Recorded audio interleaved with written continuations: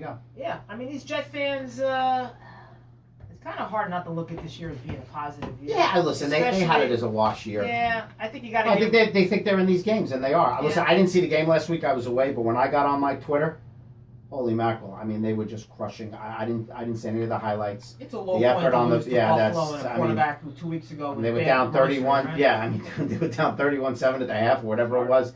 I mean, it gets to the point where you know guys so well that you've grown up with, and they're just crushing them. And listen, the Jet situation is. I'm not going to say it's easy, but they got to go out and find their Sean McVay and match him with the quarterback, just like the Rams did with Sean McVay now in Goff, and they're basically taking off. That's a good point. So it has historically been done. Yeah. Now that's not easy to do find another Sean McVay, because Sean McVay seems like he's got what it takes to be a great coach, especially a great offensive coach, because he's basically seeded the defense over to Wade Phillips, which is also a smart move. So the Jets got to try and scour the league and see if they could find a young offensive assistant, position coach who they think they can kind of grow with their young quarterback. I think the GM should stay. I mean, I would not clean house completely and bring in a new GM. I mean, I would keep McCagnon, bring in a young offensive quarterback, and then spend $100 million wisely. Young offensive coordinator. Young offensive coordinator as your coach, and then go from there. I mean, I think that's the move to make. But overall, I think it's a positive, because it's hard not to see the good stuff with Darnold, that he's going to develop into a good young quarterback. I think he's young. He's only 21 years old. You kind of forget how young. It's interesting. No, you don't. You're right. Kind of forget how young. You can't forget that. And when you're looking at it, and I don't want to speak for the Jet fans, because they're their own animal and have been dealt a lot of hardships over the years. But when you look at a quarterback this young, you really just have to look at this season and really just look at the quarterback and how he's moving along. Because like you said, they could fix this really quickly. Yeah. If you have that spot right, and really have no reason. Listen, he throws a lot of interceptions. That was the knock on him. What was the game 2 weeks ago? Was that the Miami game? Down in Miami? Threw like 3 or 4 interceptions. Tony, he threw one ball into, it almost looked like quadruple coverage. Now, I know in the NFL, when a guy throws an interception on TV, it looks worse than it does, because they're so fast, they're closing in on the ball. But, I mean, he threw at least 2 of them into double coverage, if not triple coverage, and that was the knock on him. So, does the young offensive coordinator, like you say, get him to read defenses better? I mean, the NFL is a very, very complicated game. I mean, there's a maturation process. I mean, it is. It's hard to throw these guys in the middle. You have to be a special guy and we could count them on one hand. They all have their growing pains. How could you not? He raised. We make that joke all the time about the Peyton Manning, the Bruce Arians football life. I think that is such a telling statement when if you ever watch it, the Bruce Arians, the football life, and his job when Peyton Manning first came in. Peyton, not Eli. When Peyton first came into the league, he was his offense coordinator or quarterback coach. Who? Bruce Arians. I think he was his quarterback coach. Bruce Arians was the It doesn't matter. He was either the quarterback coach or the coordinator. And there's a great scene where Peyton Manning comes over to him during training camp and says, "I didn't want to throw it because the window was only this big," and he puts his fingers together within 2 inches. And Bruce Arians says, "Welcome to the NFL. That's as big as the window ever gets." So it's going to take 2 years is 32 games. It's nothing. Yeah. When you're thinking about playing at the level that they play at. Plus the preparation, plus every athlete out there. So you got to get the guy weapons. And they've had a lot of injuries, right? The Powell injury hurt. Quincy Anua's been, 50% of the year. The other guy's an absolute flake. I'll tell you what, though, he is a game burner, but I don't know what they do with him. I'd be curious what Jet fans think of him. Terrell Pryor really didn't work out. Yeah, he didn't work out. So, I mean, is the guy really, they have this tight end by committee. I don't know. I mean, you're with this kid, so if it takes a couple of years, so what? He raised expectations with how well he played in that opening game on the road in Detroit. He played in better. I mean, I think everybody knew that was a fluke. I mean, that was just an absolute, like it was dropped out of a cloud. He throws the interception, I think, for the pick six on his first play ever, and then just goes absolutely haywire the other way. And you knew that wasn't going to be the norm. But he had a couple of good games at the beginning of the season too, didn't he? And then he's kind of regressed a little. Now, did they regress? No, the coaches catch up to them. That's really what happens, right? That's why they regress at the second half of the year, because they're not really maturing as it goes on because they're so young, right? So then the other coach is like, wait a second, we got to tell Hero. He doesn't like this, or he hasn't seen this coverage. And then it shifts back to advantage defense, And now what comes out of this next move is what the NFL is. That's the way I see it. Trying to confuse him a little bit. I'm not sure. Is he going to be back after this bye, based on the injury? I don't know. I don't think the injury was that serious. Let's switch over to. Where do you want to go? NBA? You love your NBA. Yeah, let's talk a little bit about the NBA.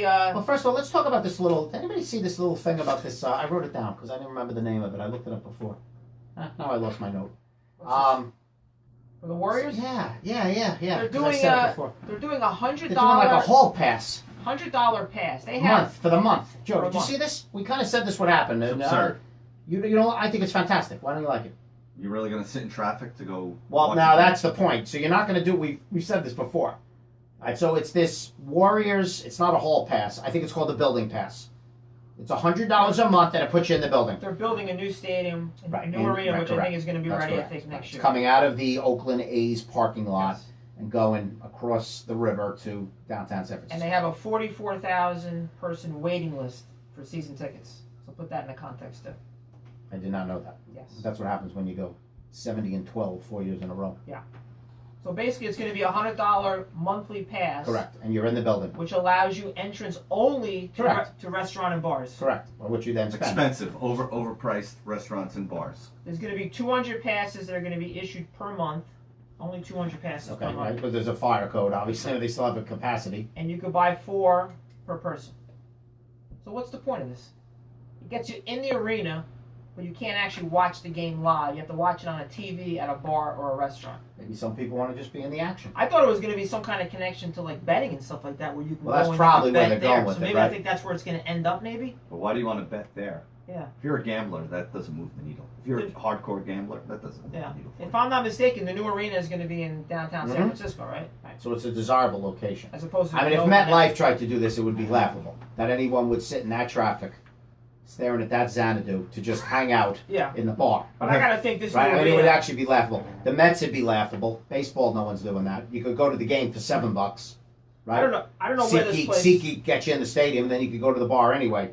This is going to be for the in-demand ticket for the person who doesn't want to pony up or can't, because it just all the market will bear. It's just priced down. He says, you know what? I want to be in the arena and watch it in the stadium with a bunch of Warrior fans. Have they sold these? Do we know the No, I don't think it started yet.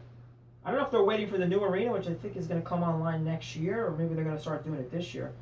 The new arena, in terms of where it's situated, I don't know. I mean, is there going to be parking around, or is it going to be something you have to get to either on foot or by train or bus? I think it's on the BART line. So. Well, staying with the Golden State Warriors, just like the New England Patriots, the dynasty is crumbling down. I think. Yeah. Even though I think are the Patriots crumbling down? Are you actually predicting that? Because I predicted it last year. I see them in the AFC Championship game again. I hope not, but I predicted it last year that the Patriots were going to start crumbling down. Tom Brady at Arrowhead. What do you think? Tom Brady at Arrowhead? Yeah. Could be. I mean, the problem is Andy Reid is the coach. It's not really a crazy. Andy Reid. Man, I'd actually feel for Andy Reid if he goes out in the divisional round this year. That's what's going to happen. I mean, they don't. I don't think they have anybody in front of them either. I mean, 15. They win tomorrow. 15-1 for them is on the table, big time. Well, we've seen that story before. It happens in the division. What were they last year? 12-4. 12-4. They got knocked out by. They got knocked out by Tennessee. In a comeback, and a come from behind win, I think too. Tennessee's having an okay year this year with this time. All right, the big story. A couple of crazy calls, but. The big story in the NBA this week was the fight between Kevin Durant and Draymond Green, which got a lot of play. Now, Tony Mazza hears this on his way to court. Is he thinking that here comes Kevin Durant over to MSG? Gotcha. Give me your feel. You're in the car. You got your hand warmers on. There's been talk playing some sort of. There's been talk Italian that Kevin music. Durant. You hear this? There's been talk that Kevin Durant's going to leave. Kevin Durant's business associate, partner, agent, whatever, is Rich Kleiman, who I think is a New York Knicks season ticket holder. Been a lifelong New Yorker and a lifelong New York Knicks fan. There's talk that he wants to leave the Golden State Warriors. He's been signing these short-term contracts. Was this year 3?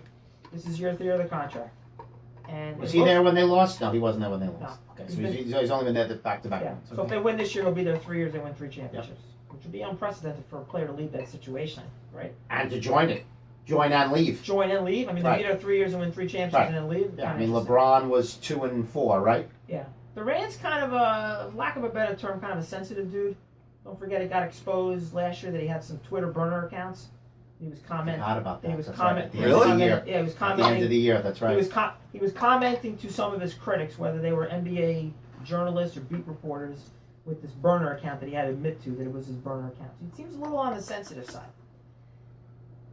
I think it was 116, maybe like a couple seconds left against Atlanta, where Draymond Green basically gets the ball and basically dribbles down and then loses the ball. And as he's dribbling down the court, Kevin Durant's right next to him, basically clapping his hands, saying, "Give me the ball, sure. Give me the ball, give me the ball." Doesn't give the ball, and they go to overtime. When they get back to the bench, there's some jawing going back and forth. Draymond Green is kind of a volatile player to begin with. Well, obviously, kind of a volatile player to begin with. There's precedent there. Doesn't it amaze you that this doesn't happen more in a sport like that? I think it happens a lot usually, but this thing got kind of blown out. Okay, because, I mean, players are always complaining about other players. Like, give me the ball, don't give me the ball. I mean, to me, the basketball play was a normal play that maybe you would be upset. But the fact that it blew up and escalated to the point where supposedly Draymond Green called Kevin Durant the B word repeatedly, whether it was in the locker room or on the bench, and brought up the fact that he, you're a free agent, you're not telling us what you want to do, you're holding us hostage. Brought up his there you go, back to the wallet. Brought up his pending free agency. Yeah. And that it looks like there's an issue in the locker room in terms of Durant not telling people what he's going to do and not do, and not kind of squashing these, rumors or talk about him leaving. So there is a little bit of trouble in paradise. Now, whether it's enough to derail them, they're by far the best team in the NBA. To me, if you were a betting man, you would say that it's almost close to being guaranteed they're going to win the championship. People forget they got Boogie Cousins at some point coming back from the Achilles. So, but it does give Knicks fans hope that Kevin Durant could possibly consider coming to the Knicks. Now, he's going to have other teams on his list. Whether it's going to be the Lakers, theoretically, even though I don't see him in LeBron fitting, or the Clippers with Ballmer, who are going to have money, have a good coach in Doc Rivers. So it's going to be an interesting dichotomy to see what's going to happen. Knicks fans, the dream for the Knicks fans is Porzingis comes back, we get a top pick. Could you imagine us getting the number 1 pick and getting Zion Williamson? So we got Zion Williamson coming, plus we have a spot for one max slot. I haven't seen Zion play yet. The night that they were on, what is he, 285? I think he's 285. Phenomenal. Reminds you of Larry Johnson. Yeah, somebody tweeted out the day of the game, because I guess that game got pushed back, right? I fell asleep. That game was supposed to start at like 9:30 or something. That was the doubleheader, right? They play, who they play? They play Kentucky. They play Kentucky. They beat Kentucky. And it started to like 10:20 or something like that. But somebody tweeted out, if you want to see whatever happens if Charles Barkley and Michael Jordan have a baby, turn on the Duke game. He jumps out of the arena. I was actually watching that was the Villanova opener that night. Phenomenal athletic ability. So we'll see. So that's the pipe dream for Knicks fans. Kevin Durant, I think at the end of the day we're going to get disappointed. We're going to have to go to Plan B. And Plan B may be whatever. Jimmy Butler. I know we say this all the Kawhi time. Leonard would be great too. He's playing great. I know we say this all the time. I just can't believe how the NBA is just minting money without the New York audience. I just can't believe it. The NBA has probably solidified itself probably at the number 2 position, I think, in terms of sports popularity behind the NFL. They couldn't care less about New York at this point. New York is such an afterthought. Somebody in that office isn't saying, "Hey, let's get 34th and 7th in this mix here." And I think they are. Prefer, of course they would, but they are proving that the business model does not need it. They're happy that the Lakers got LeBron. Of course. No question about that. And they would be more than happy to see Durant go to the Knicks. More than happy. I mean, to make the Knicks relevant again. Now the Knicks this year, they're playing hard. I can't believe the NBA doesn't have the Busher lottery ball fix in. It would be nice. It would be nice if we could get someone like Zion Williamson. The Knicks this year have had kind of an interesting beginning of the year. They play hard down the stretch. They don't make the plays offensively down the stretch. They're a little bit on the sloppy side. They do have a bunch of young players who I think could develop into pieces in the future. Whether it's Kevin Knox, whether it's Mitchell Robinson, Alonzo Trier. They have some interesting young players. Some of these reclamation projects haven't turned out that well in the beginning of the year. Whether it's Hazonia, Trey Burke had a good game the last game, but they've kind of gone for these guys that were former lottery picks and given them a shot to play to see if any of them can kind of turn out to be good players. The interesting thing is whether or not the Knicks at some point may try and really gut it down completely to try and get a spot for 2 max players. That would require having to trade Tim Hardaway Jr., who's been good this year, but he's owed a lot of money. If they can find a landing spot for Tim Hardaway Jr. and move Courtney Lee, can we get ourselves to the situation of having 2 max slots? Possibly. You know, people forget with this, you know, with the new thing now with the super max, which players can get, I think, if they make a first team All NBA or if they're Defensive Player of the Year or MVP or whatever. Super max is probably close to $45-50 million a year. So let me ask you a question. You're our resident Nick expert. I mean, are they going into next season as in good a shape, cap-wise, pick-wise, as they've been in years? I would say yes, right? Cap-wise, maybe, because right now they have a slot for one max player. I think that ideally they'd like to have a slot for two max players. So in a perfect world, you would shed Tim Hardaway Jr. and you would shed Courtney Lee to get yourself below where you can get two max slots. All right, so Jets and Knicks, you got 2 wash years, and you're looking at next year. Well, what the Knicks it's been that story for a while. It's different. What about Carmelo? Carmelo looks like Forget about Carmelo. Where are you on Tiger and Phil? Are you actually going to buy this disaster? Joe, you're not buying it. Don't worry, Chief. No, man. No shot. I'll tell you one thing. Chiefo doesn't watch it if it's on Channel 11. Are you a big? You're obviously a big golf guy. Yeah, I mean, I like golf. Watch the HBO 24/7. I'm a major seller of this made-for-TV $9 million. What's it about? I don't know. It's basically like a behind-the-scenes. HBO does 24/7 to kind of like drum up support for their big like pay-per-view boxing matches. Right. We'll give them the day after Thanksgiving, Shadow Creek, Vegas. 3 o'clock our time, I think, noon there. Match play. Phil and Tiger for $9 million. Not their money. It'd be a lot more interesting if it was their money. What's the 24/7? 24/7 is basically like a behind-the-scenes documentary that they do. Like if there's a big pay-per-view boxing fight. So it's a preview. Yeah, it's a preview, and they go behind the scenes. They talk to the people involved, and stuff. They kind of drum up support, and they do it. Lev Schreiber is the narrator, and they do it nice with like the music, and they shoot it like unbelievably. They kind of drum up support. And they did this one for the one last snooze fest. Yeah. What exactly ramped it up for these 2 billionaires that I'm supposed to watch sweat over a 6-foot putt for $9 million? They spent a lot of time talking about the rivalry between the two guys. Okay, which is fine. I'm respectful of that. But the rivalry is on the courts, not against each other in a match play. You think so? No, the rivalry would be great in the U.S. Open on Sunday, not some. And they talk about some of the history in terms of what they've been through and stuff like that. The thing I found very, very surprising is that there are also going to be side bets that they're going to make. Yeah, they just announced that last week. I saw strictly for charity. Okay. So they can I'm respectful of that. So they can make side bets amongst themselves, and what they're doing too, which is interesting too. Both players will be mic'd along with their caddies. Okay. So you're going to get some trash talking. You're going to get some strategy and stuff like It's that. essentially Battle of the Network Stars. Yes. You're essentially watching Farrah and Bill Cosby play. If I was a bigger golf fan, I would pay the $19.99 and get it. I'm not a big golf fan, but I was. Are they zero interest? Are they big rivals? Watch the 24. Zero interest. Are they big rivals? I thought Sergio Garcia and Tiger would.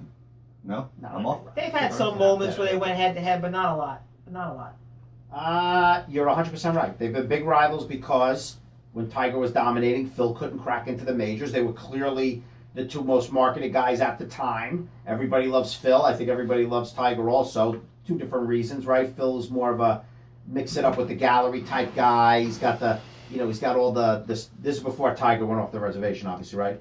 Phil was more of the more open book guy. He put the big bet on the Ravens that year to win the Super Bowl. They won the Super Bowl. Tiger's not telling you that, right?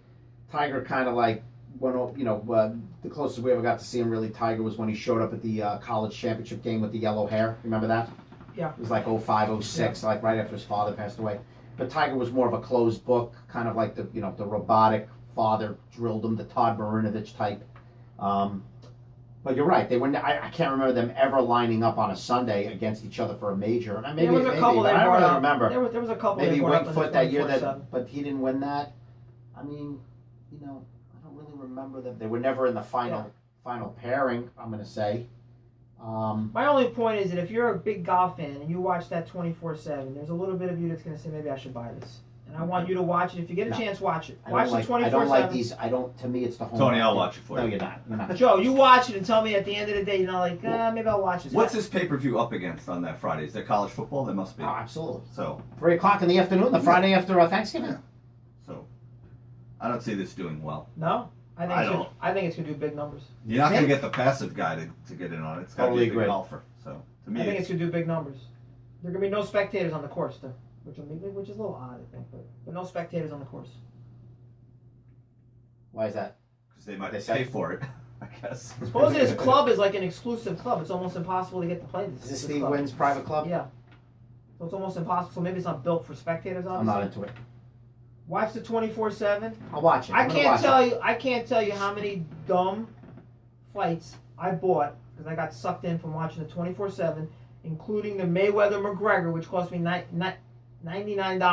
That's a lot of money for. I ordered that fight. First generation. And I can't tell you probably. You didn't tell your parents. Probably 4 or 5 other fights I got sucked into buying because I got so involved in the 24/7 in terms of the backstories, how these guys train. All right, so you're buying this. First of all, for you to buy it, you're rooting for one of them. Who are you rooting for? Phil. All right, so you're actually like hanging off your couch. I'm not a Tiger lover like you. Right, and you're like, Christine walks in and you're like, hold on a second. Phil's got a downhiller here. I mean, come on. I mean, you're really getting sucked into this in a rooting interest? You're the golf guy. I'm telling you to watch it. You're going to buy it. Golf guy and a made-for-TV money grab are two different things. Tiger predicted 2-1.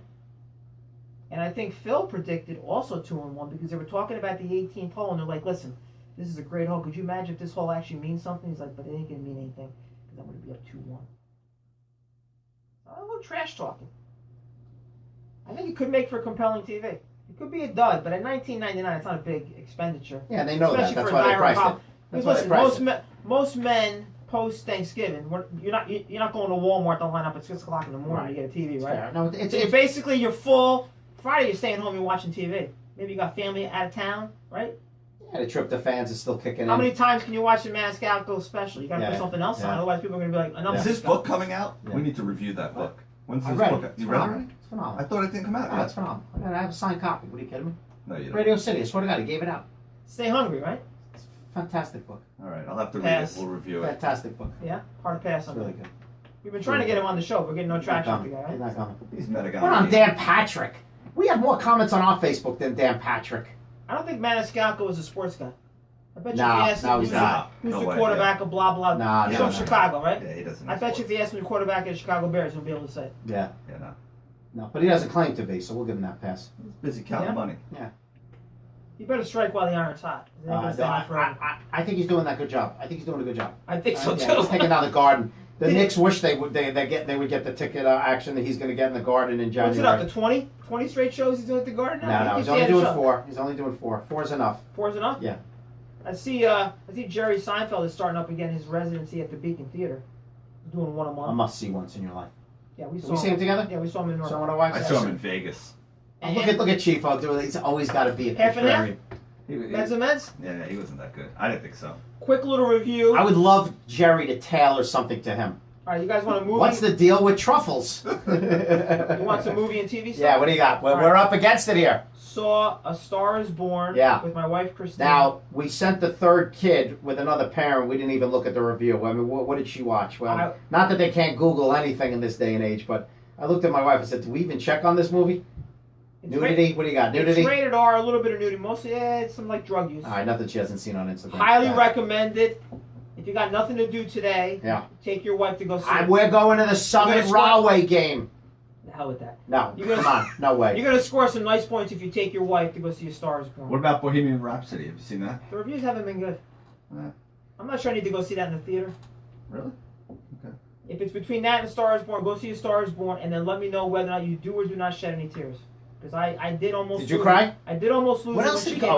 More than The Blind Side? Soft. More than you are soft. Yes. More than The Blind Side? Huh? More than The Blind Side? More than The Blind Side. You cried Blindside? Yeah. Yeah, remember? Go on SoundCloud and pull up sports arguments. Really? I did. Oh, wow. Yes. Highly recommended. TV shows, Homecoming on Amazon Prime, Julia Roberts. Oh, yeah. What did she play? I just saw this in the paper the other day. It's based on a podcast, from what I understand. Really? Yes. Highly recommended. I've got 7 seasons of Mad Men. Half-hour episodes, which I'm a big fan of. Dramas that are half-hour episodes. It's 10 episodes. You can bang it out in a couple days. Homecoming. Highly recommended.